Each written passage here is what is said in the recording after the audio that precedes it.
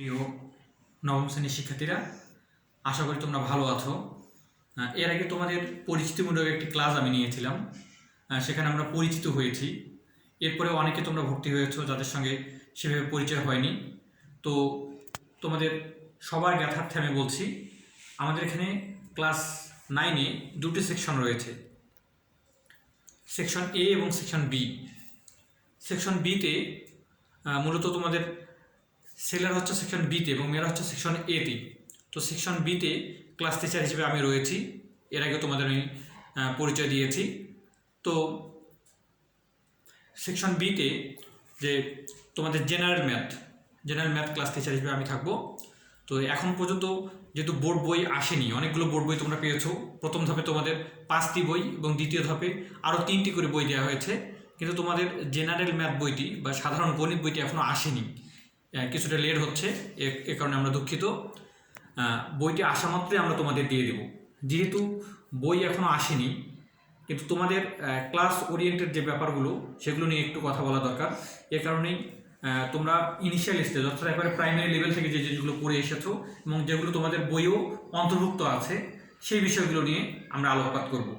তোমাদের যে বেসিক যে বিষয়গুলো, হ্যাঁ, তো বেসিক বিষয়ের তোমাদের যে বইটি পাবে তোমরা, সেই বইয়ের 6ষ্ঠ অধ্যায়ে জ্যামিতি নিয়ে আলোচনা করা হয়েছে।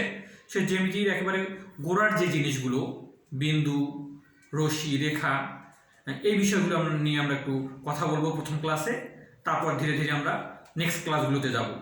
তো প্রথম ক্লাসে আমরা যাই তোমাদের বেসিক ক্লাস জ্যামিতির প্রথম ক্লাস 6ষ্ঠ অধ্যায় 6, রেখা, রশ্মি এবং ত্রিভুজ। তো রেখা, রশ্মি এবং ত্রিভুজ নিয়ে আলোচনা করবার পূর্বে প্রথমে আমরা বিন্দু নিয়ে আলোচনা করব। বিন্দু কাকে বলে? বিন্দু বলতে আমরা বলতে পারি এটা একটি বিন্দু, অর্থাৎ যার দৈর্ঘ্য, প্রস্থ এবং উচ্চতা কোনোটি নেই, শুধুমাত্র অবস্থান আছে। আমি আবার বলছি, যার দৈর্ঘ্য, প্রস্থ, উচ্চতা কোনোটি নেই, শুধুমাত্র অবস্থান আছে, তাকে বিন্দু বলে। এরপর রেখা কাকে বলে? রেখা একটি আমরা অসীম একটা সরলরেখা আমরা যদি আঁকি, যার কোনো প্রান্তবিন্দু নেই। মনে রাখবে, রেখার কোনো প্রান্তবিন্দু নেই এবং যদি ডাইমেনশন বা মাত্রা বলি, রেখা হচ্ছে একমাত্রিক। তোমরা মাত্রা সম্পর্কে জানো যে রেখা হবে একমাত্রিক এবং এটা অসীম, অর্থাৎ এর কোনো দুদিকে কোনো প্রান্তবিন্দু থাকবে না।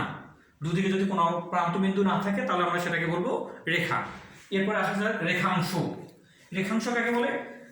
রেখাংশ হচ্ছে রেখা যোগ অংশ। রেখাংশ শব্দটির মধ্যে কিন্তু এটা নিহিত রয়েছে। রেখাংশটা কি? রেখা যোগ অংশ, অর্থাৎ আমরা দেখছি যার প্রান্তবিন্দু নেই, একটা অসীম, দুদিকে তীরচিহ্ন দিয়ে আমরা বুঝিয়েছি, এর একটি খণ্ডিত অংশ যদি আমরা কেটে নিই তাহলে আমরা এটাকে বলবো রেখা। অর্থাৎ রেখার একটি অংশকে আমরা বলতে পারি রেখাংশ, অর্থাৎ রেখার একটি খণ্ডিত অংশকে আমরা রেখাংশ বলতে পারি। এরপরে রশ্মি কাকে বলে? রশ্মি আমরা প্রথমে বলেছি রেখার কোনো প্রান্তবিন্দু নেই, দুদিকের কোনো দিকেই নির্দিষ্ট নয়, রেখাংশের দুদিকেই নির্দিষ্ট।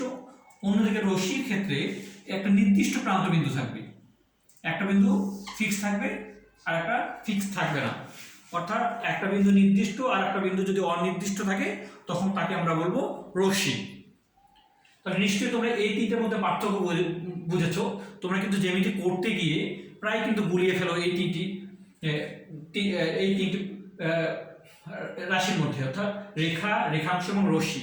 বিশেষ করে রশ্মি আঁকতে গিয়ে তোমরা আঁকো রেখাংশ, কিন্তু তোমরা কখনো কখনো রশ্মি উল্লেখ করো, আবার রশ্মি আঁকো কিন্তু উল্লেখ করো রেখাংশ। তো এই ভ্রান্তিগুলো তোমাদের দূর করতে হবে শুরুতেই। এরপরে আমরা আসি তল আমরা কাকে বলবো? যার দুটি মাত্রা থাকবে বা দুটি ডাইমেনশন থাকবে। এখন তোমরা অক্ষ জানো, যদি এটাকে আমরা মূল বিন্দু হিসেবে কল্পনা করি তাহলে এটি হচ্ছে এক্স অক্ষ, এটি হচ্ছে ওয়াই অক্ষ। বা অন্যভাবে আমরা বলতে পারি যার দৈর্ঘ্য আছে এবং কি প্রস্থ আছে, দৈর্ঘ্য এবং প্রস্থ আছে, তাকে আমরা বলবো তল। দৈর্ঘ্য থাকবে এবং প্রস্থ থাকবে, অর্থাৎ দুটি ডাইমেনশন থাকবে, তাহলে তাকে আমরা কি বলবো? তল।